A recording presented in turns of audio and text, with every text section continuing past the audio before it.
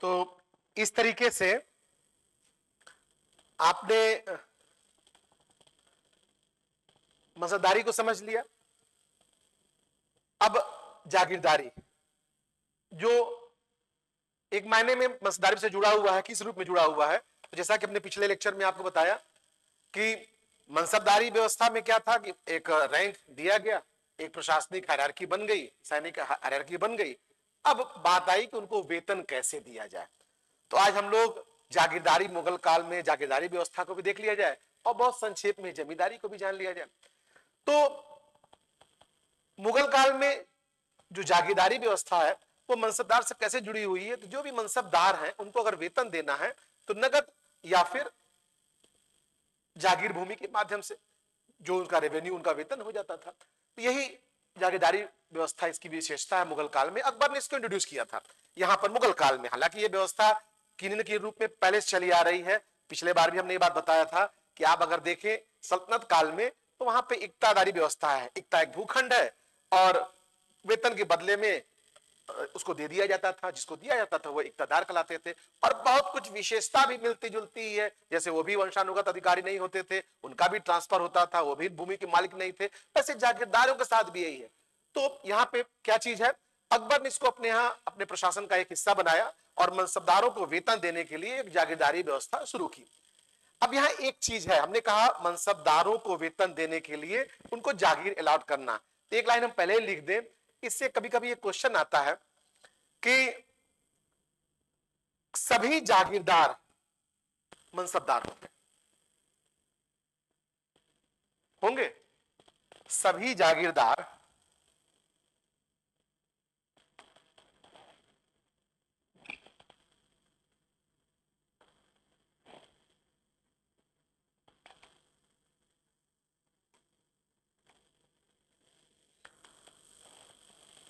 सभी जागीरदार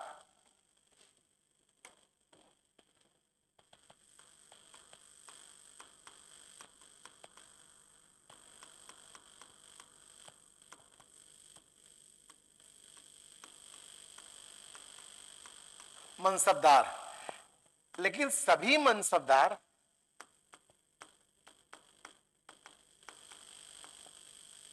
जागीरदार नहीं। क्यों?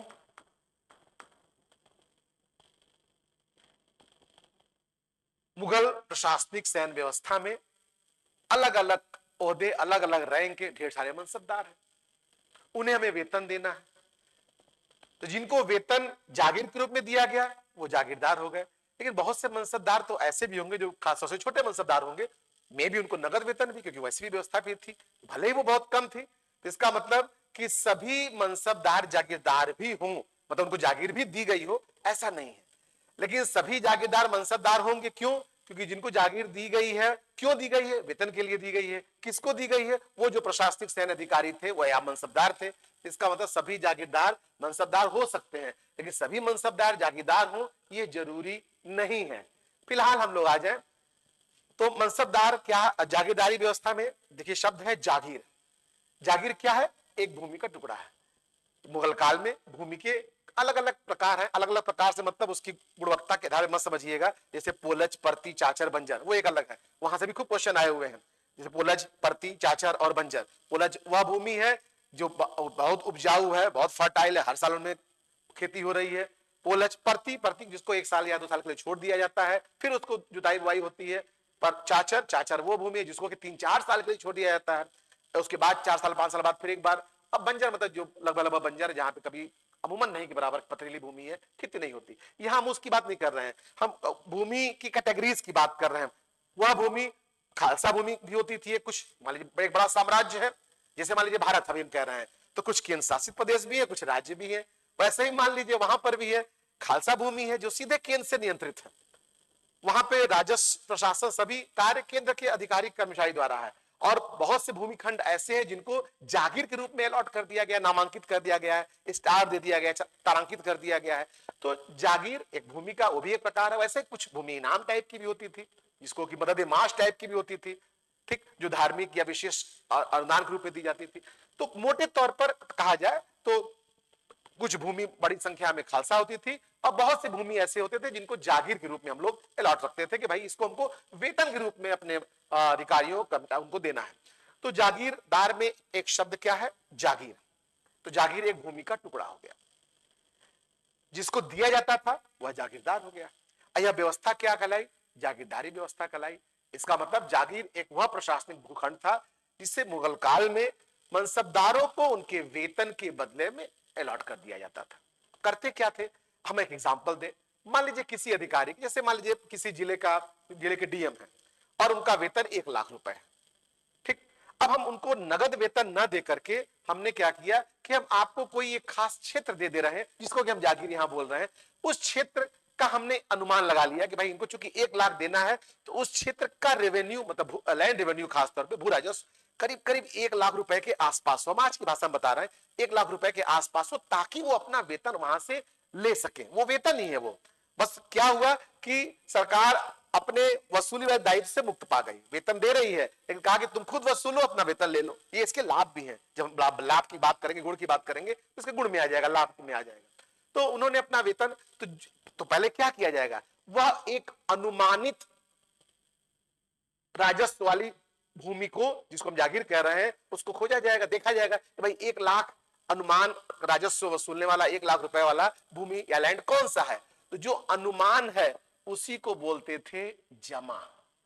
मतलब कोई जागीर भूमि है, उसका जो अनुमानित राजस्व है, जो आकलन किया गया, एक्सपेक्टेड जो है कि भाई 1 लाख के आसपास यही है जहां से मिल सकता है। तो जो जमा का मतलब क्या होता है, वह अनुमानित, ठीक। और हासिल का मतलब होता है कि वास्तव में जो मिला, मतलब क्या आपको हासिल हुआ, वास्तव में प्राप्त, रियल रेवेन्यू, ठीक। भाई पहले किसी को अलॉट करेंगे तो एक अनुमान ही लगाएंगे ना कि वह भूमि वहां से 1 लाख के आसपास, लेकिन वो जरूरी नहीं है कि 1 लाख मिल ही जाए। 1 लाख से ज्यादा भी हो सकता है, 1 लाख से कम भी हो सकता है, दोनों स्थितियां हैं। तो वास्तव में जो मिला उसको बोलेंगे हासिल, लेकिन देने से पहले जो हमने अनुमान लगाया था उसको बोलते हैं जमा। तो जमा और जमादामी और हासिल, इसे भी आपको जानना कि क्या है। तो जमा क्या है, जो हमने अनुमान लगाया कि वहां से इतना मिल सकता है। हासिल, अगर ज्यादा हो गया तो उसको केंद्रीय कोष में जमा करना है, जिसके लिए एक फवाजिल शब्द भी आया हुआ है, आपके एग्जाम्स में भी आए हैं फवाजिल। और कम हुआ तो उसकी भरपाई करनी होती थी। अब क्या होता था कि आने वाले समय में क्या हुआ कि खासतौर से जो गैप है, कम होने की संभावना ही ज्यादा होगी, आप भी समझ पाएंगे इस चीज को। तो ये गैप है, ये शाहजहां के समय तक आते आते बढ़ता चला गया। तो इसलिए शाहजहां के समय में क्या गया, इसका आकलन जो था वो मासिक आधार पर किया जाने लगा। हमको लगा बहुत आसानी से आप समझ जाएंगे कि अगर हम मान लीजिए तिमाही तय कर दिए तो जो गैप है निश्चित तौर पर घट जाएगा। अब 1 साल का आकलन और वास्तव में जो गैप होगा, अगर हम 3 महीने का ही रखें शायद वो गैप कम हो जाए। तो इस जमा और हासिल के गैप को थोड़ा कम करने के लिए शाहजहां ने मासिक आधार पर भी जागीरों का आकलन करना शुरू कर दिया था। तो ये इतनी बात हो गई जमा हासिल। अब जागीरों के प्रकार, कुछ 2-3 खास प्रकार है। जैसे वतन जागीर। वतन जागीर ऐसी जागीर कहते थे जब किसी प्रशासनिक अधिकारी को जागीर भूमि उसके पैतृक क्षेत्र में दे दी जाए।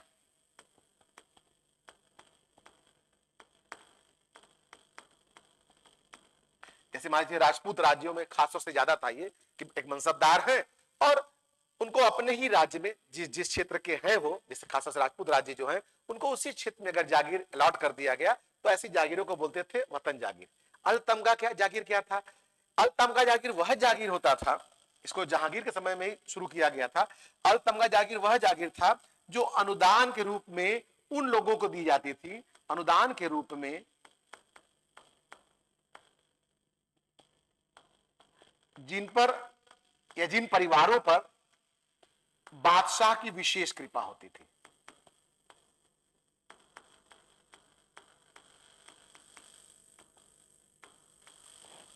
और पायबाकी या महाल ए पायबाकी भी इसको बोलते हैं। यह वह जागीर थी कि मान लीजिए कोई एक जागीर किसी जागीरदार को मिली हुई है, किसी मनसबदार को मिली हुई है, इसलिए जागीरदार कहा जा रहा है।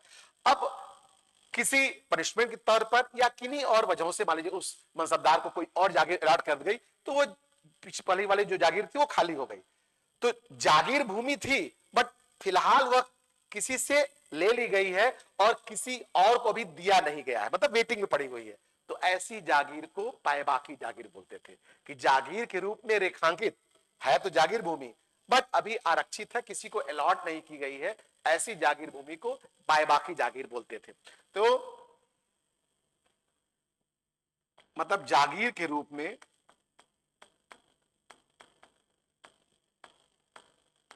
रेखांकित है, मतलब कोई जागीर भूमि ही है, लेकिन क्या हुआ है कि वह किसी से ले ली गई है और अभी अन्य को अलॉट नहीं की गई, मतलब पोस्ट खाली है। ऐसा कह लीजिए आप कि कोई जिले में कोई पोस्ट है, अब पोस्ट तो ही है, वो उस पोस्ट को लेने वाले व्यक्ति का ट्रांसफर हो गया है, अभी किसी और का अपॉइंटमेंट वहां नहीं हुआ है। तो जो खाली है सीट जब तक तब तक उस समय के लिए कहा गया कि पायबाकी जागीर है। अब इन जागीरदारों पर नियंत्रण भी रखना जरूरी था, तो इसके लिए सावनी निगार जागीरदारों पर नियंत्रण के लिए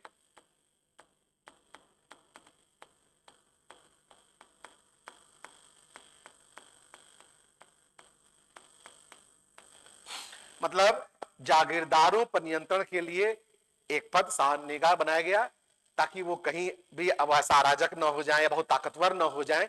तो ये हो गई सिंपली कि जागीर भूमिखंड है, जिसको दिया गया वह जागीरदार है, व्यवस्था जागीरदारी व्यवस्था है, वेतन देने का एक तरीका है, मनसबदारों को उनके वेतन के बदले में अनुमानित वेतन के आधार पर वैसे ही जागीर भूमि अलॉट कर दी जाती थी। लेकिन कुछ बातें, वही बातें ज्यादातर एग्जाम में आती हैं, चाहे यूपीएससी में, कि क्या सही है या क्या सही नहीं है, या स्टेट पीसीएस में भी।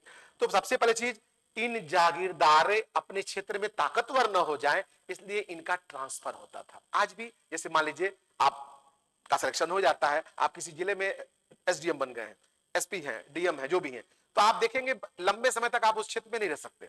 केवल इसलिए नहीं रह सकते कि ऐसा ना हो कि लंबे समय तक रहने से वहां पे लोकल लेवल पर आपकी एक कनेक्टिविटी, लोगों से जुड़ाव ऐसा कुछ ऐसा बन जाए कॉकस टाइप का कि आप थोड़ा सा कहीं ना कहीं बायसनेस आप में आने शुरू हो जाए, आप में प्रशासन चलाने थोड़ा सा कहीं ना कहीं उसमें कमियां शुरू हो जाए, तो ऐसी ताकतवर न हो जाए।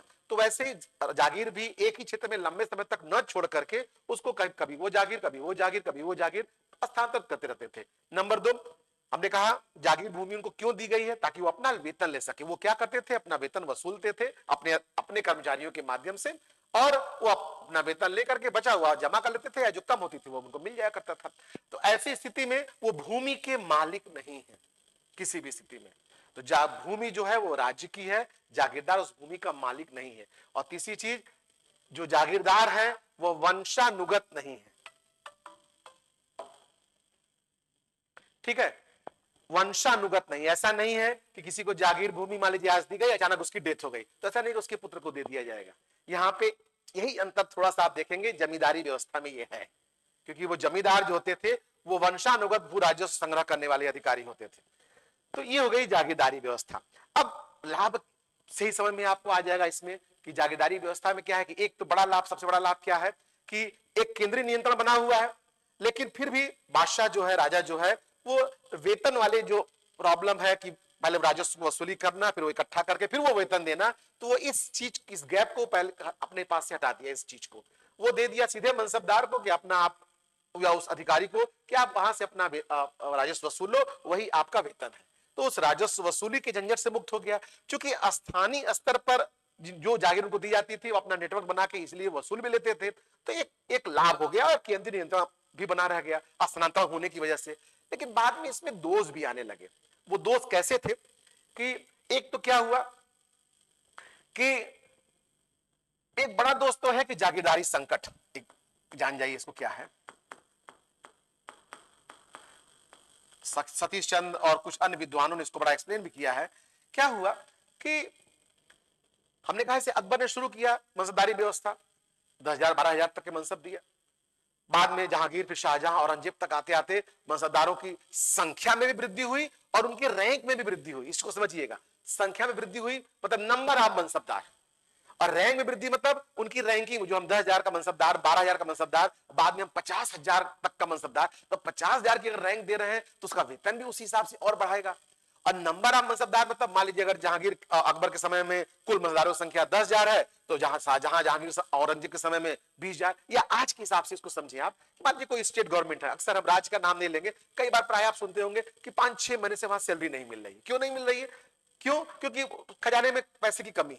6 महीने बाद मिला, भले ही पूरा मिल गया, कुछ राज्यों में ऐसा पीछे सुनने में आता था।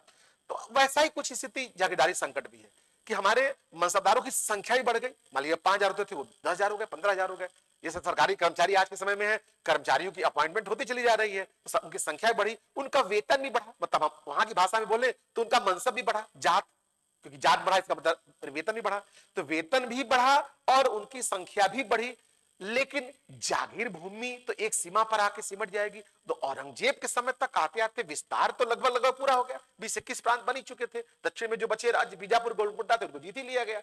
अब ऐसी स्थिति में जागीर की सीमा तय हो गई, लेकिन उनकी संख्या, बसदारों की संख्या या उनकी रैंक बढ़ती चली गई, तो उनको वेतन देने के लिए जागीर बचा ही नहीं। इसी को कहा गया है जागीरदारी संकट। और मुगलों के पतन के जो विभिन्न कारण थे, उनमें एक कारण ये जागीरदारी संकट भी था।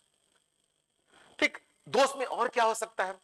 जागीरदार जो क्या होते थे, एक प्रैक्टिकली आप समझेंगे, उनको तो अधिकार मिल ही गया है, अब वो ज्यादा से ज्यादा वसूलने का प्रयास करने लगे। जब ऐसी स्थिति आई तो ज्यादा आपको रेवेन्यू मिलेगा, किसानों का शोषण इससे बढ़ गया, भ्रष्टाचार बढ़ गया इससे, और स्थानांतरण उनका होने से एक कमी और हो गई। स्थानांतरण होने से बादशाह को तो लाभ हो रहा है कि वो अपने किसी क्षेत्र में मजबूत होने की स्थिति में नहीं आ पा रहे हैं, कुछ समय रहे, लेकिन फिर जो ही मजबूत होने की स्थिति में तो कोई और जागीर भूमि दे दी गई। लेकिन नुकसान क्या हुआ कि वो कोई दीर्घकालीन योजना नहीं बना सकते थे, कोई भी कृषि संबंधी, चाहे वो सिंचाई से रिलेटेड, उस पर ध्यान न दे सके, और भी बहुत सी चीजें हैं। तो कि उनका मालूम था कि हमको साल 2 साल बाद हटा दिया जाएगा, तो उनका शॉर्ट टाइम गोल होता था। और गोल क्या होता था कि मैक्सिमम हमको कैसे रेवेन्यू मिल जाए। अगर हमको ज्यादा मिल गया, हमने भ्रष्टाचार का कर लिया, दिखाया कि हाँ 1 लाख हमारा वेतन था, 1 लाख ही मिला, वसूल लिया 1,20,000 30,000।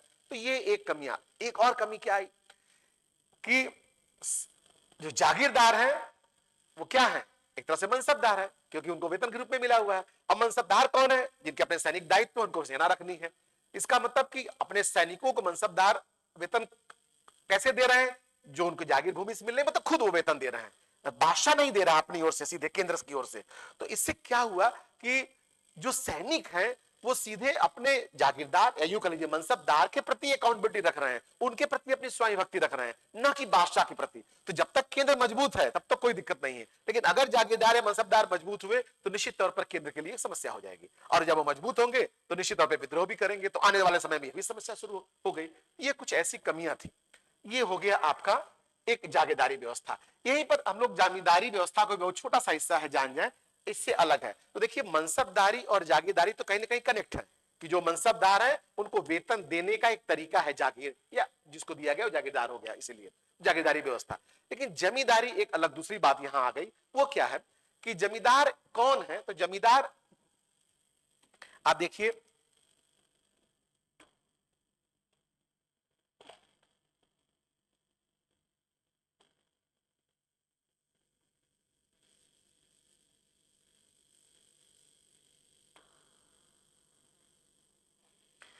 जमींदार कौन है? भू राजस्व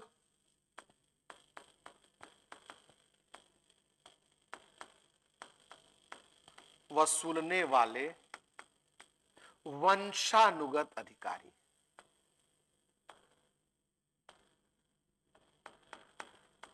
अंतर समझिएगा, जागीर भूमि से तो अपना वेतन के लिए ले रहे हैं, लेकिन और भी बहुत सी जो भूमि है, खालसा भूमि या और भी हो गई, तो अब वहां से भी राजस्व वसूलना है। उस राजस्व वसूलने के लिए एक मध्यस्थ, एक बिचौलिया है, वो जमींदार है, लेकिन वो वंशानुगत है। भूमि का मालिक ये भी नहीं है, ये भी ध्यान रखिएगा, भूमि का ये भी मालिक नहीं है।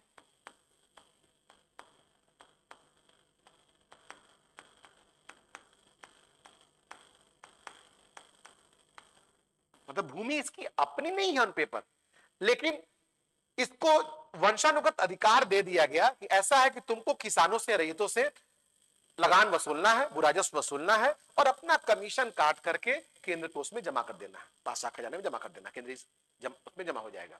इसका मतलब केवल एक मध्यस्थ मात्र है, लेकिन वंशानुगत शब्द इसलिए लिखा है कि जब तक वो समय पर तय राजस्व जमा करते रहते थे तो अमूमन बादशाह उनमें कोई हस्तक्षेप नहीं करता था और ये पीढ़ी दर पीढ़ी हेरिडिटरी कह लीजिए, ये पीढ़ी दर पीढ़ी इस अधिकार का उपयोग करते थे। इवन कि एक अब दूसरे को बेच भी सकते थे, गिरवी भी रख सकते थे, इतना अधिकार था। लेकिन टेक्निकली एक शब्द कहा जाए तो मालिक ये भी नहीं है, जागीरदार भी उस भूमि का मालिक नहीं है, ये भी नहीं है, लेकिन जागीरदारों से इनकी स्थिति मजबूत है क्योंकि ये लोग वंशानुगत अपने इस अधिकार का प्रयोग कर रहे हैं, तो 2 4 5 10 पीढ़ी तक अपने इस अधिकार का प्रयोग कर रहे हैं। तो ठीक है, पेपर पे भले ही मालिक नहीं है, लेकिन पीढ़ी दर पीढ़ी होने से अपने क्षेत्र में मजबूत भी होते थे। और यही वजह था कि आने वाले समय में जब केंद्र कमजोर पड़ा तो ये जमींदार भी कहीं ना कहीं साम्राज्य को, मुगल राज्य को कमजोर करने के लिए कहीं ना कहीं एक कारण बन गए। तो जमींदार सामान्य बात एक शब्द में कहा जाए कि ये वंशानुगत भू राजस्व संग्रह करने वाले एक मध्यस्थ या बिचौलिए थे। एक लाइन की बात, किसके किसके बीच में? केंद्र और किसानों के बीच में। ये वंशानुगत होते थे लेकिन भूमि के मालिक ये भी नहीं थे। तब तक बादशाह कोई हस्तक्षेप नहीं करता था जब तक कि ये जो भी तय राजस्व है समय पर अपना इनको जमा कर देते थे। बाद में आने वाले समय में आप देखेंगे 19वीं सेंचुरी 19वीं सेंचुरी में जब इन जमींदारों की जमींदारियों की जांच की गई, इनाम कमीशन बना करके जब देखा गया पीढ़ी दर पीढ़ी इनको दिया गया है और वो न तो समय पर राजस्व दे रहे हैं, धांधली कर रहे हैं, भ्रष्टाचार कर रहे हैं, किसानों की स्थिति दयनीय चली जा रही है, तब एक इनाम कमीशन बना करके 20,000 से अधिक जिम्मेदारियां जब्त भी की गई थी। बात की बात है फिलहाल तो ये चीजें हैं। एक चीज आपको और हम बता दें कि आपका इस बार यूपीपीसीएस का जो एग्जाम हो दिसंबर में होने वाला है, तो हम लोग इसी अप्रैल में 21 अप्रैल से यूपीपीसीएस के लिए एक विशेष बैच, पूरा कंपैक्ट बिल्कुल प्री मेंस इंटरव्यू तक के लिए एक हम लोग बैच शुरू करने जा रहे हैं जिसपे पूरी तरह से फोकस रहेंगे।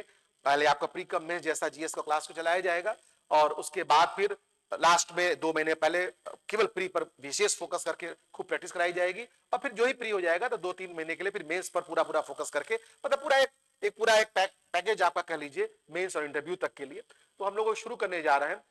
तो जो लोग इसमें इंटरेस्टेड होंगे वो 21 अप्रैल से यहाँ पे आप जुड़ सकते हैं। यहाँ पे जो नंबर दिया गया उस नंबर पे आप कॉल करके डिटेल भी ले सकते हैं या हमारी वेबसाइट या जो और भी जो सोशल मीडिया पे सोर्सेज है वहां से जानकारी ले सकते हैं।